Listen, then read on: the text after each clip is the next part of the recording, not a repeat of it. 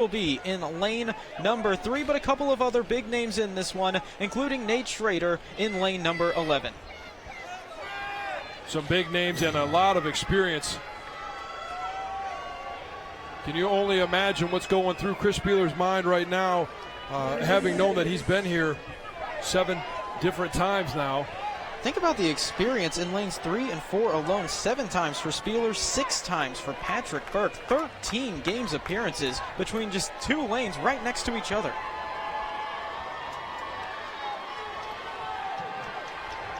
His best finish in 2010, 3rd place. And here we go, Chris Spealler on his final Friday night at the tennis stadium, along with 10 other athletes, beginning event number 6. It'll be easy for you guys at home as well as us to figure out where they're at. They must move their bar forward from the deadlifts to the power cleans. And then finally, with the snatches, moving the bar forward down the mat. We talk about the experience factor, but it's the rookie Con Porter fastest through the first 2 portions of this event. Travis Mayer now taking a brief lead, and these athletes are neck and neck through their first set of 21. Well, it'll take a few times, a few reps for these athletes to start to separate. And you can see the only one that they're dropping the bar on every time is the snatch, 155-pound snatch. Normally for these athletes, not a big deal, but following the run they had this morning, following the sled push, they are starting to get a little bit worn down. It's Travis Mayer out of Alpharetta, Georgia. CrossFit Passion, the first man to the A-frame rig. Nate Schrader not far behind, and now several other athletes joining him. I'm sure as the event was announced, the hair on the back of these athletes' neck probably stood up just a little bit. Just when you hear 21:15.9, you start to bristle just a little bit, knowing that it's going to hurt and it's going to be a sprint. These athletes not going to take much of a break in between sets. A possible unbroken set for Travis Mayer here on the first set of 6 bar muscle-ups. And it is unbroken for Mayer, your current leader. After 1 portion of this event, he now moves to a set of 15 barbell movements at 155 pounds. Easily through his set of 6 deadlifts, moving on to his 6 cleans. 2 Australians right behind him, Con Porter, Brandon Swan in lanes 5 and 6 to the right side of the screen, but also not far behind Chris Spealler in his 7th appearance at the CrossFit Games. And you can see Travis is using that hook grip, one that you hear most of the Olympic coaches talking about. Every time they go clean, you got to use that hook grip. It's going to save your grip. He's using it there as well on the snatch. Very, very important and a great strategy for him, because he's going to then go from using that barbell up to the bar, and grip is going to be taxed the whole time. You're always holding on to something. On a very grueling day, many of these athletes taking over 35-40 minutes on the triple threes. This a very short 7-minute time cap event. Travis Mayer looking to make even less work than that as he works now on his set of 15 pull-up movements. And he's not just competing against all the athletes in this heat, but he's competing against all the individual athletes. The time set in the first heat by BK Goodmanson of 4:43. About 1 minute 40 seconds away from that as Brandon Swan and Con Porter, the Australians, giving chase to Travis Mayer. Chris Spealler moving onto the bar as well. Brandon Swan with the yellow headband, the black headband for Con Porter.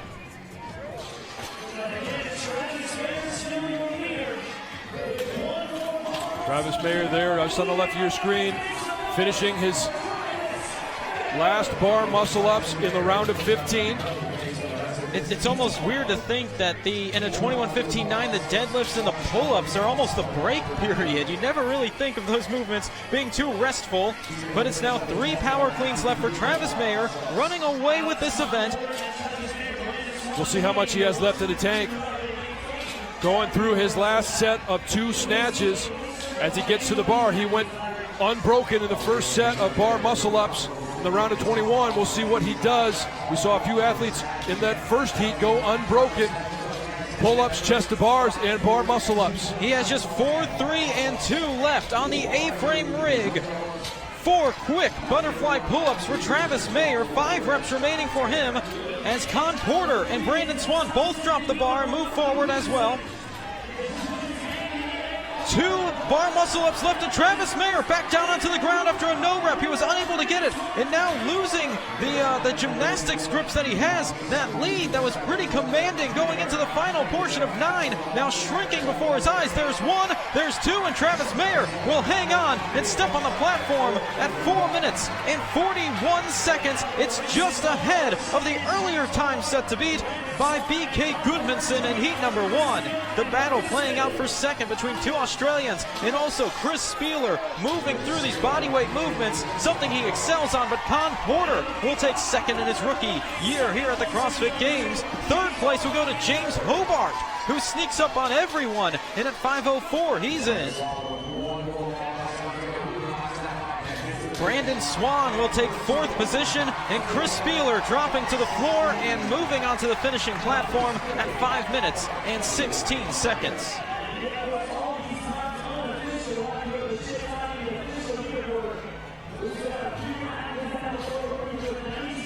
Minute and a half left before we reach our 7-minute time cap. With all the athletes on to their final round on the pull-up bar, I don't think that we'll reach that time limit. Eric Carmody, who had a very good showing in his heat on event number 5, finishing up in lane number 10, as Patrick Burke also threw in his 6th appearance at the games. Almost gets forgotten a little bit with Chris Spealler making number 7, and a 3rd appearance for Nate Schrader, who has just 1 rep remaining. He does get himself over and finishes his final bar muscle up and finishes the event at 6 minutes and 6 seconds. Tyson Takasaki now complete with this workout as well, leaving just Jeff Evans now 1 bar muscle up away from finishing up. He has 40 seconds to beat the 7-minute time cap.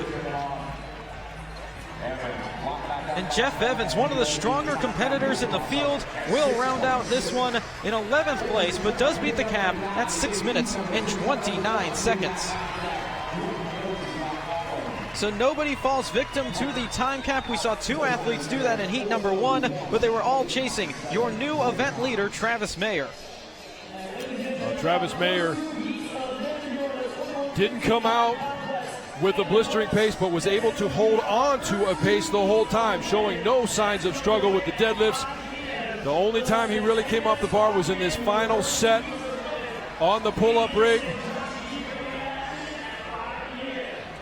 using his hook grip the whole time, finishing up with his last bar muscle up, and coming across the finish line, number 1 in heat number 2. Travis Mayer wrapping up a very gutty day for all of these athletes in these heats as they went through the triple threes, a very long cardio event. They had those sprints of the sled, and now this nasty 21-15-9 complex that's anything but just a traditional 21-15-9. But Travis Mayer, after 2 heats in the men's competition, your current leader in event number 6. And we're about a handful of minutes away from the ladies taking the floor at the tennis stadium for their Friday night action. And we will have that shortly as Friday night continues here at the StubHub Center in Carson, California.